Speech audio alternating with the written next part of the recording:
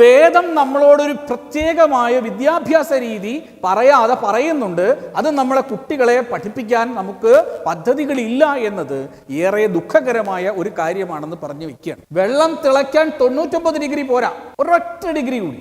അപ്പോൾ ആ ഒരു ഡിഗ്രിയുടെ കുറവ് നമുക്കുണ്ട്. BA-BSc ഡിഗ്രി മാത്രമല്ല, ഉള്ളിലുള്ള അഗ്നി ജ്വലിക്കുന്നില്ല.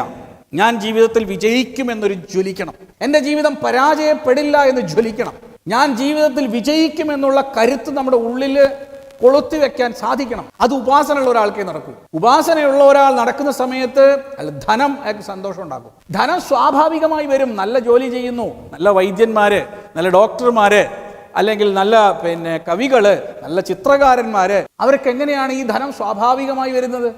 ഒരു ഡിഗ്രി കൂടിയതാണ്, ഒറ്റ ഡിഗ്രിയെ കൂടിയിട്ടുള്ളൂ. 99 ഡിഗ്രിയിൽ വെരി ഹോട്ടായിട്ടുള്ള ആളുകൾ ചുറ്റുമുണ്ട്. ബട്ട് അവരാരും അറിയുന്നില്ല.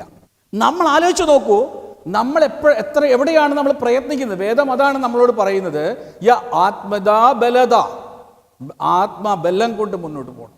ഇവിടെ വേദം പഠിക്കണ്ടേ? ആലോചിച്ച് നോക്കൂ. ഞാനിതെല്ലാം എൻ്റെ ആശയം എന്നല്ല, ഞാനിതെല്ലാം വേദത്തിൽ നിന്നെടുത്ത് ഒരു ആധുനിക ഭാഷയിൽ പറഞ്ഞു എന്നേ ഉള്ളൂ.